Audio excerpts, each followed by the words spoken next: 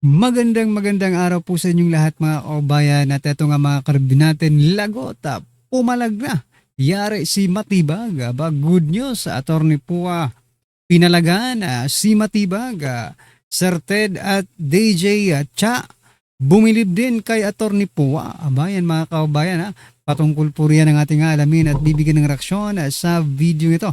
Pero bago po natin simulan yan mga karibin natin, palike naman po ng video ito, malaking tulong po yan. Maraming salamat po at eto nga mga kabayan, simulan na po natin to. Magandang umaga po, Manong Ted, at magandang umaga Good rin po, Ma'am morning. Tasha. Good morning po, Attorney. Attorney, siguro simulan po muna natin dito po sa nabanggit ninyo na sinasabi nyong fishing expedition, yung paghingi po ng sabina sa bank at BIR records ng prosecution. Para po ba sa panig ng defense, ano po ba ang threshold o dapat maipakita, maipahayag nitong prosecution para po mapayagan sila na makakuha ng bank at BIR records? Oh, well, mahirap pong sagutin yan because, Ma'am Chacha, as you know, we cannot discuss the merits, no? Pero siguro yung position na lang na sinabi ko kahapon, pagdating naman doon sa BIR records, I think very clear naman na meron tayong batas dyan, no? At yung batas dyan really criminalizes yung pagpapalabas ng taxpayers' information subject to, syempre, may mga exceptions naman po talaga sa batas. Pero yung exceptions na yun, hindi po kasama yung impeachment. No? So, for now, hindi pa po nag-a-apply yung mga exceptions na yun. Yun lang po yung sinasabi natin.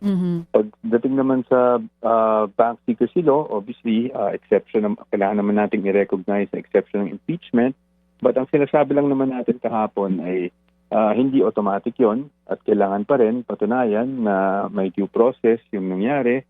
At hindi naman na-abolish o yung constitutional safeguards natin. Ibig sabihin, dapat wala pa ring fishing expedition na ginagawa at talagang may kinalaman yung account base sa mga aligasyon na sinasabi ng prosecution. No? But sige lang muna ako doon because, again, napakahirap po ng sitwasyon namin because when you ask us about things and we try to give you the best answer we can, medyo delikado rin po because we might be accused of discussing the merits in public. Ang binabanggit po ng kabilang kampo, may exception pagdating po sa bank secrecy law, especially kapag po may mga impeachment proceedings. Pero para sa inyo po, Attorney Michael, bakit hindi po isapat na dahilan yung exception na yon? Because the fact na meron pong impeachment, hindi naman po automatic na basta may impeachment, pwede mo na buksan yung bank accounts. There has to be, direct correlation between yung allegation mo, kunyari man, unexplained wealth, pagkakataon nito, na may pumasok dun sa account na yun, no? Nasa sinasabi mong unexplained wealth. So, mga ganong parameters lang po yung kailangan ma-establish. Meaning, ang basically sinasabi ko po, hindi porket nakasulat dun na impeachment is an exception, na automatic na po, no, na pwede buksan ng mga bank accounts. Ang hiling niyo po totally ay ibasura ng impeachment court yung hiling nila na ipakita yung bank at BIR records ni VP Sara maging po ng asawa niya na si Attorney Mans Carpio. Pero hypothetical question, Attorney Michael, kung sakali po bang baguhin nila yung hinihingi nila at ang hingi na lang nila ay yung time na siya po ay Vice President, will the defense team allow it? Mahirap po, no? Because right now, our position remains the same. Our position is really denial of the request for subpoena. Alam mo, Ma'am Sasha, again, I hope you can be more patient with me, but I don't want to get into hypotheticals because then we will be bound by whatever I say. No, I'm sure they'll play this interview back and say, oh, sinabi mo sa interview na to, Tama pwede po. pala or hindi pala pwede. So, mahirap po yung ganyan tanong. Totally understood po, no, Attorney Michael. Yung pong binabanggit nyo, Attorney, na masyadong malawak yung hinihinging records nitong kabilang kampo, dapat mapakita nila definiteness at yung relevance nitong mga hinihingi nila dito po sa impeachment case na ito. Dito po sa past proceedings sa impeachment, palagay nyo po hindi na ipakita ng kabilang kampo ito pong relevance at definiteness nito pong BIR at tax records? Well, yung position lang naman po namin, and of course, again, whether tama kami or mali will depend on the impeachment court. No? But basically, pagdating naman po sa definiteness, we are questioning yung pinagmulan, no, ng mga bank account numbers allegedly owned by the respondent and her spouse. No? kung ano yung pinanggalingan niyan, which is yung AMLAC report nga na naipresenta sa Committee on Justice. So, kino-question namin yung validity niyan, yung legalities niyan. Mhm. And pangalawa, pagdating sa relevance, I think nasabi ko naman po kahapon, yung naging pahayag o desisyon ng Supreme Court. Kasi nga mga kababayan, no, kapag ito pinayagan nila, mag-fishing expedition na naman itong mga prosecutors na ito. Itong House panel mga kababayan. Gaya po ng ginawa nila dyan po sa House of Representatives nung nandun pa sa baba. Diba? Yung impeachment of articles ni BP Sara. Court ayon kung ano ba talaga ang impeachable offense.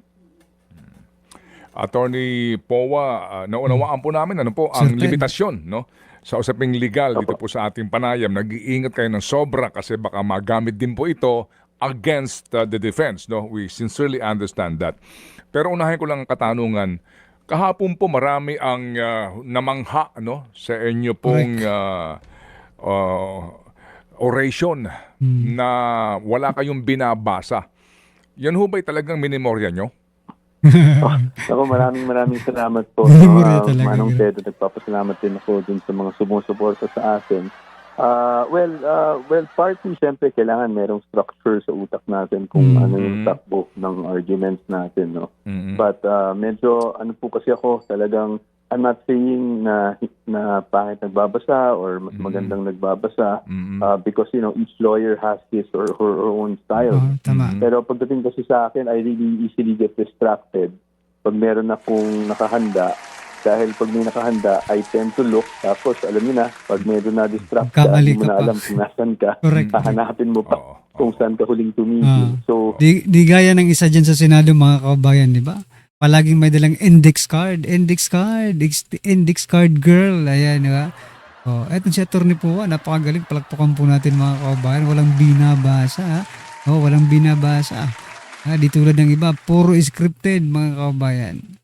parang yan lang po talaga yung preference ko na I have a structure in my head and then I'll just, just try to say it coherently. Kumbaga, Good job. kanya-kanya pong estilo to, kung saan ka komportable. Correct. At kahapon nga po, I mean, with all due respect, no, sa lahat ng panig, you were able to deliver it, no, very convincingly, and kahit na po malumanay, yung pong mensahe ay strong pa din. Alright, so... Salamat po. Salamat Yes, sir. po, Manong Ted. Yes, sir. So, Attorney Powa, kahapon po naman, di na may tatanggi, nabanggit naman ng inyo pong katapat na si Congressman Sel Jokno, yung mga nangyari na in the past, yung kay CJ Corona. Paano po natin ito, again, sasalagyan, considering na yung kay Corona impeachment, sinasabi, ultimo, no, nitong mga judge ngayon na nandidiyan, si Escudero po at si Cayetano, na yung unang-una pa lamang, opening balance pa lamang ng bank account, pinayagan ng buksan, na hindi naman sakop pa nung kanyang panunungkulan bilang Chief Justice. At yun din nga pong binabanggit din, hindi ho ba, na ito po ay isa publiko ginawa ng impeachment court. Paano po kaya yon? Opo, tama po kayo, Manong Ted. At first and foremost, let me premise my answer, no, na I really have the utmost respect for Representative Jokno. In fact, it was really an honor and a privilege na siya po yung naging opposing, no, kahapon. It's an experience I will probably never forget. So, yung pagdating naman po na sa nabanggit niya, no, pagdating po sa corona, I understand where he's coming from. Kasi nga po, nagkaroon na ng previous impeachment proceeding na ganun nga po. No? At yan po yung pinakahuling impeachment natin na talagang full-blown trial. Oo. But ang punto naman na ni-raise namin kahapon, again, I'll just be factual kung anong ni-raise natin, is that yung nangyari kasi na yun, that predate yung Supreme Court decision, no, on Duterte versus the House of Representatives, kung saan inilatag na po ng ating Supreme Court kung ano lang ba talaga yung saklaw pag sinasabi mong impeachable offense. At doon nga po sinabi ng impeachable offense ay mga offenses committed while the public officer is occupying an impeachable office and that it is in relation to his or her office. So, yun naman po ay desisyon na inilabas ng Supreme Court at na pagkatapos na ng corona trial. At syempre, ang presumption natin dyan, they were cognizant and alam nila kung anong nangyari sa corona trial when they issued that decision. Kaya nga po sabi po ninyo, yan na nga po ngayon ay batas na, no? Kasi pinakahuling jurisprudence ika ninyo sa the same subject matter. Bagamat kinokontra again ng prosecution, no? Sa pagsasabi nga po nila na yung pag-appreciate natin daw iba. Pero i-fortify ko lang yung tanong ni Chacha kanina. So, Opo. kung basic lang po nga ito, no? Basic lang. Huwag natin pag-usapan yung magmula ng Vice Mayor. Magmula lang nung pong June 30 ng 2022 hanggang ngayon na bank records. Clearly, yan po sakop ng, kumbaga, clearly, yan po ay naaayon na sa batas.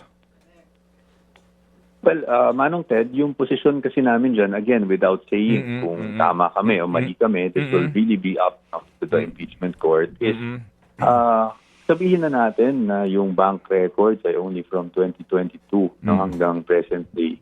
Ang pananaw pa rin namin dyan is ayon sa aligasyon. No? Wala naman kasing sinasabi na pumasok kung anumang illegal na pera o anuman o hindi na deklarang pera sa naturang mga bangko. So, sa atin, it's still not directly alleged, no? Walang ganyang allegation to justify na buksan yung mga bangko. But again, that's just our position. Kaya nga I don't want to say na, na siguradong tama kami or mali yung sinasabi ng kabila. It's really up to the appreciation of the impeachment court. Yan lang po talaga ang position ng defense. And whatever happens, depende kung ano maging desisyon ng Supreme Court, we will have to assess. No? And then, of course, consult our client kung kinakailangan. Opo. Sige po. Attorney, yung pong prosecutors, no, after the kahapon, the hearing yesterday, nag-press con sila, no? At sinasabi nga nila, itong Article 4 na aming unang inilatag, boundary na kami dito. As a matter of fact, we have proven our case, no? Although meron pa silang isang testigo na haharap, si Attorney Matibag. Yung dalawa na NBI officials, agents ay sapat na para patunayan nila yung kanilang aligasyon sa Article 4. What's your comment on that?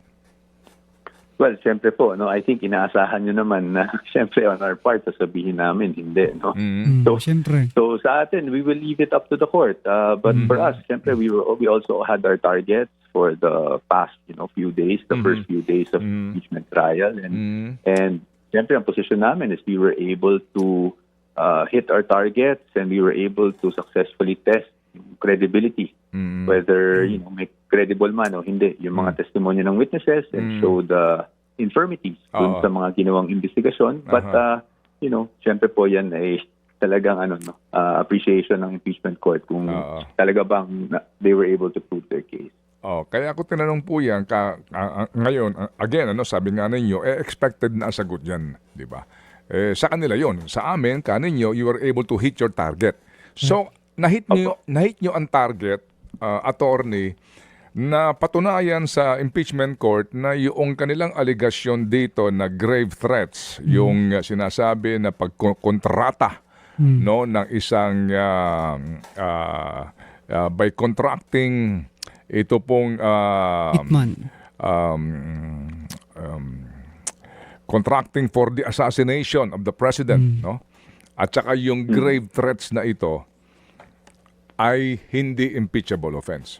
Ganun po ba 'yon? No, actually po, Manong Ted, hindi po ganun, no? Yung naging posisyon ng defense. Ang posisyon ng defense is number one, no? Yung characterization na threat na 'yon, banta na 'yon, hindi po 'yan yung teorya namin. Ang teorya namin is mali nga yung pagkakarakterize na banta yun, no? To begin with. And yung pagkokontrata, we were very careful with that. Parati nasabi, walang kontrata no, na napag-uusapan. But again, Manong Ted, I think kailangan mapaliwanag sa ating mga kababayan na cross-examination pa lang po yung ginagawa namin eh. So, kailangan pa pong intayin na maglabas din ng depensa ng aming evidence in chief para makita talaga kung anong teorya ng depensa. Oo nga pala, no? Kasi meron pa ho kayong side pala, sagutin. So, dito mga kababayan, sa impeachment po, hindi pa gumagalaw yung depensa, mga karabin natin, na wala pa po silang ebidensyang linalabas. No? Cross-examination pa lang, pero grabe na po ang impact. No? Grabe na po ang impact at halos na nga, di ba? Bumula na yung bibig, sinipon na, niregla na yung prosecution mga kababayan. Di ba? Napansin naman po nating lahat yon na talagang nahihirapan po ang kampo ni Luestro mga kababayan. Di ba? in Opo. lahat ng articles, baka nakakaligtaan din po natin yon, no, na Opo. ito ho lamang ay prosecution na pagkakataon. Meron pa po kayong mismo na ihaharap na testigo kung meron man. Meron ho ba kayong testigo dito? Yes, meron po tayong mga testigo dyan. So, pagdating po naman sa ngayon, bali ang para lang masimplehan natin, kwento pa lang po ng prosecution yung narinig natin, no? So, Tama, kailangan tama. hintayin din po natin yung kwento ng depensa. Correct. Aha, opo. Sige. So, ano ang take nyo na kung boundary na nga sila doon sa NBI agents, meron pa silang dagdag pang boundary itong si Attorney Matibag? Well, I don't want to speculate kung ano yung purpose, no, ni Director Matibag, but I suppose meron pa silang inihahanda na sasabihin niyang karagdagan doon sa mga nasabi ng NBI agents. So kami naman po, siyempre po, prepared din naman kami at patuloy pa rin kami naghahanda para sa isasagawang cross-examination kay Director Matibag kung kinakailangan, depending kung ano yung lumabas sa kanyang direct, no? Opo. Sino po ang abogado sa panig po ninyo na mag-cross-examine kay Director Matibag? Nako, paumanhin, Manong Ted, kasi the policy of the defense team, no, na hindi namin sinasabi kung sino yung tatayo o mag-anchor for the day. Kaya nga yung pati yung sa akin yesterday ay hindi po din. Mahirap yun mga kababayan, lalo na si Matibag, di ba? Kung si Senator Judge Cayetano nga, di ba, pinagbabanta, ay hindi naman banta, pero di ba parang ganun na rin po mga kababayan na, kakasuhan kita, di ba? Mahirap po yun kung sino yung idilbadge agad mga kababayan, no? I-disclose sa public kung sino mag-i-interrogate or mag-cross-examine dito kay Matibag. Kasi mamaya baka kasuhan, di ba? Kasuhan ni Matibag, kasuhan ni Boying, no? At ng iba pa. Sa bagay, attorney, hindi na si Boying, no? Pwedeng si Matibag kung sino man po ang magkaso sa kanila. Pero what I'm trying to point out, at gusto rin i-point out ni attorney po, mga kabayan, delikado. Delikado pag ganyan. So dapat talaga, wag mo nang sabihin, no? Wag mo nang sabihin yung pangalan, mga kabayan, para naman hindi mapaghandaan ni Matibag. Alright? Pero kung ako po ang tatanungin, mas maganda po kung si si Attorney Season po ang dyan. Di ba? Si Attorney Sheila Season ang mag-interrogate niya kay Matibag nang makita niya ang kanyang hinahanap. Di ba? Close muna. Okay. Sige, so abangan po natin yan on Tuesday pa po. Alright. So, On Tuesday, tama Tuesday po. Okay. Attorney, ano ang reaksyon ng defense o panig po ni VP Sara doon sa napag-usapan kahapon tungkol dito sa sinasabing kaso na iimbestigahan ng NBI without mentioning naman kung sinong na may mga senador na involved dito, pero medyo nag-react dito yung dalawang senador natin na nakaupo ngayon bilang mga hurado. Meron ba kayong reaksyon doon? Opo.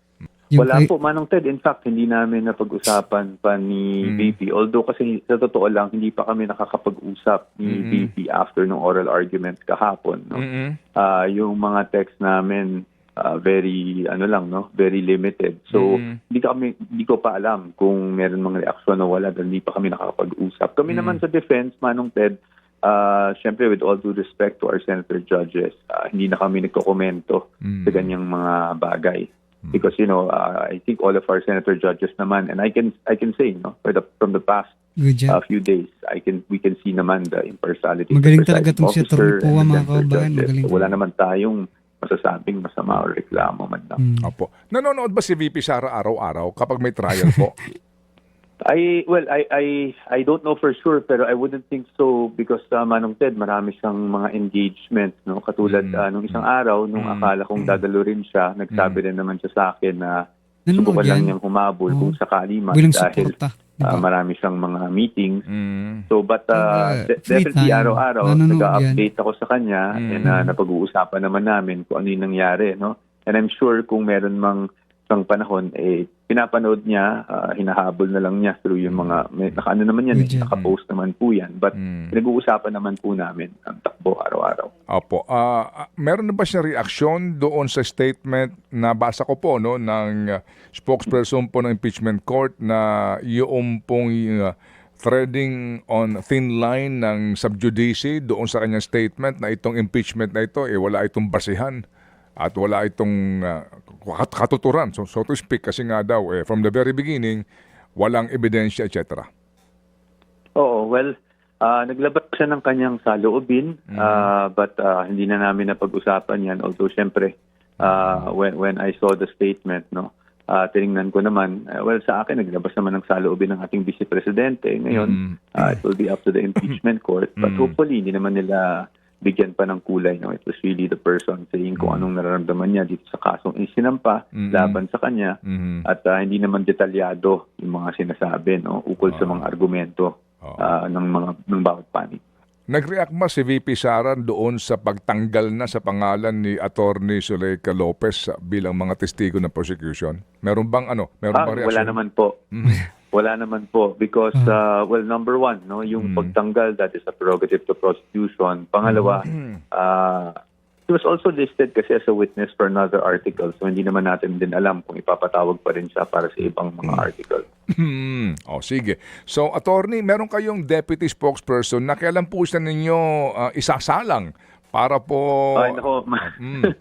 Hiling nyo nga po yan, Manong Ted. No? So, kami naman po ay, ako lang po, ino-onboard ko lang po, dahil very capable naman itong si Attorney Goulart, except it's his first time to really face the media. So, gusto ko lang po siguro may onboard. Siguro give me mga 1 week. Okay. Sinabihan ko naman po na by Monday, he will join me, kung sakaling may mga interviews para lang, he gets the hang of things. Para din po nga kasi naunawaan namin pag hindi ho kayo pumapayag kasi nga busy kayo, para ho laging may side ang Vice President. Yung pong aming pong adikain dito, laging may panig po ang Vice Presidente. Yun po lamang po naman po ang aming pong purpose. So sa panghuli... So yan mga kabayan, good job, good job. Good job po dito si Attorney Pua, mga karabin natin. Palakpakan po natin, The best, Napakatalino, At eto nga mga kabayan, pasadahan din po natin itong mga nagte-trending na mga balita dito po sa social media at unahin na po natin to. Eto pong si Vice President Sara Duterte, mga kabayan, positive 31, June 2026, net satisfaction rating of Vice President Sara Duterte. Palakpakan po natin. Nako, etong matindi. Sabi po dito ni Attorney Rowena Guenzon na ito rin ang masasabi ko kasi parang parehas kami ng iniisip kanina pa. Diba? Sinisira na nila ng husto si VP Sara sa loob ng mahigit na 3 taon. Ayan na. At ilang bilyon na rin ang ginastos. Correct. Hindi lang bilyon, baka umabot na nga ng trilyon Diba? Pero yung rating niya na 29 nung March ay naging positive 31 or 31 plus pa nung June at nananatiling number 1 top contender sa pagkapangulo. Palakpakan po natin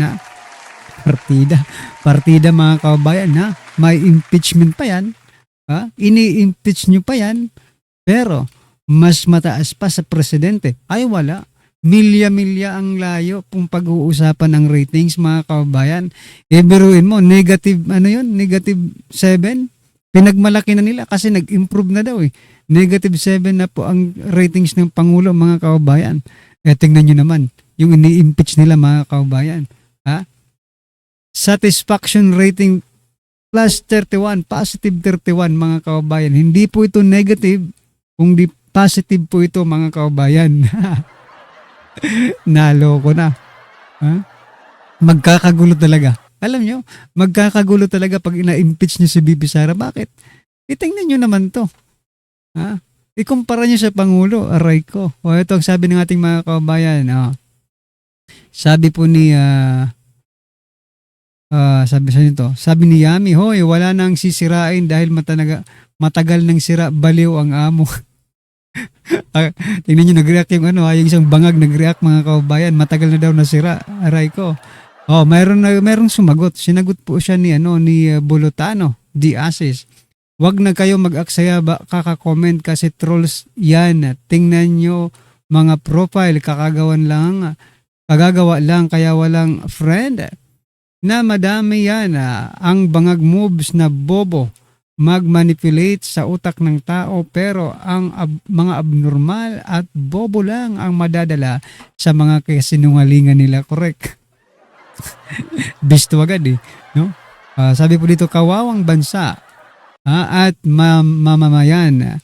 Nako, di nyo po kami malilinlang yung sorbe nito, malamang troll. Ay nako. Sino ba nagsorbe nito? Teka lang SWS mga kababayan, yung source. SWS po yung source, di ba? Ang SWS, kasagaran nga sa mga sorbe ng SWS, pumapabor sa mga bangag Pero ngayon, wala na silang magagawa mga kababayan. Sobrang popular ni BP Sara ngayon Di ba? Kahit saan ka pumunta, solid talaga Duterte. Alam naman kasi ng mga marami, pero kahit ma-impeach yan, tapos pag may tatakbo na si Inday Sara, ang magsuporta talagang panalo yan, correct. No? Kahit ma-impeach si BP Sara, yung i-endorse ni BP Sara, mananalo yan. Mananalo pa rin po yan mga kababayan. Alright, ano pong masasabi niyo dyan? At eto mga kababayan, pasadahan din po natin to. Itong si Luestro. Ay, grabe. Sabi po dito ni Luestro mga karabi natin, ang interest po na kinakatawan ng prosecutors ay interest ng mga Pilipino people. Aba, hindi kaya interest ng malitagang ang kinakatawan ninyo? Wag nyo nang isali yung taong bayan. Diyos ko naman po mga karabi natin Wag nyo na pong isali yung taong bayan sa mga ginagawa nyong kalokohan. Diba? Sinasali nyo pa interest ng taong bayan ang idadahilan nyo or interest ng mga malitagang. Malitagang siguro, di ba? Malitagang, Luestro. Hindi taong bayan. Ginagamit nyo na naman ng taong bayan Yeah? Sabi po ng ating mga kababayan, ito po, sabi po ni Emilia, kunwari di kinakabahan na mauwi lang sa dismissal ang impeachment. Correct Yeah? Para sa malitagang, sabi po ni Aldrich, correct, yan ang sinasabi ko. Para sa malitagang mga kababayan. Interest nyo yan, hindi namin. Correct, sabi ni Andy. Sabi naman po dito, kinatawan ng laway mo. Aray ko. Huwag mo kaming idamay sa taong bayan na yan.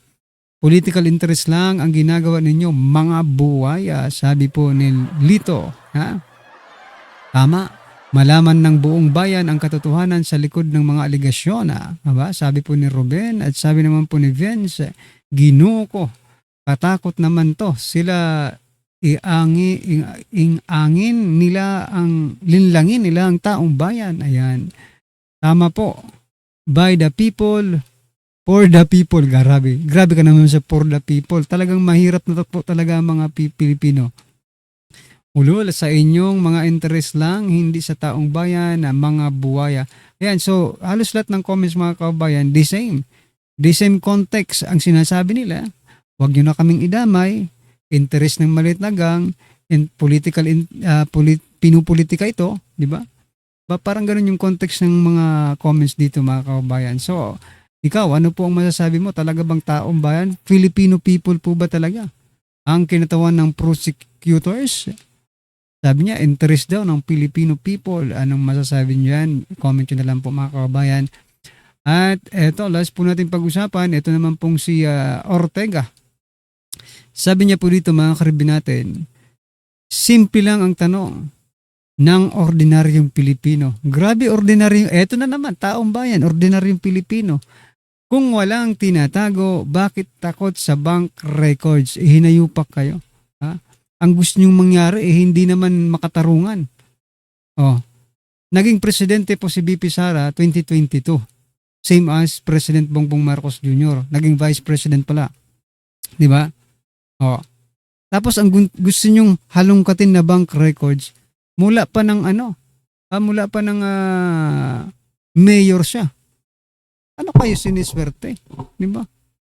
Grabing pang ano yan, grabing pang parang ginagawa niyong bobo yung taong bayan. Bakit kailangan yung bumalik sa pagka-mayor? Talagang malaki yan. Kasi yung transaction, hindi naman yung, every transaction in the history ba, di ba? Yung history ng transaction mo, ina-add-add nyo di ba? Yung paglabas, pagpasok ng pera, talagang lalaki yan mga kababayan. Kahit nga kung may piso ka lang, araw-araw mong labas-pasok sa bangko. Ha? Within ilang years ba? 10 years? 16 years? Lalaki yan. Aabot yan ng bilyon yung piso mo. Araw-araw mong ilabas sa bangko. Magkaroon ka lang ng transaction history, di ba? Kumbaga, bank statement. Ipasok mo ngayon yung piso. Di ba? Ilabas mo yun yung piso. Pag mayroon ka ng 5 piso, ilagay mo rin. Lalaki yan mga kababayan. Kaya huwag yung binubobo yung taong bayan sa mga ganyang argumento ninyo. At saka mga karibin natin, ito pong pagpapalabas ng bank record ng kasi meron din tayong bank secrecy law Di ba? Sige, sabihin na natin gusto ng taong bayan yan na ilabas. Di ba? Bago yan, mga karibin natin, baka kung pwede, kayo muna yung maglabas. Pangunahan nyo, di ba? Mahirap naman, nagmamalinis kayo tapos nililinis nyo si BP Sara pero kayo, marumi naman kayo. Anyway, ano po ang masasabi nyo dyan mga karabin natin? Just comment down below at syempre huwag pong kalimutang i-like at mag-subscribe na rin po mga kababayan. Maraming salamat po.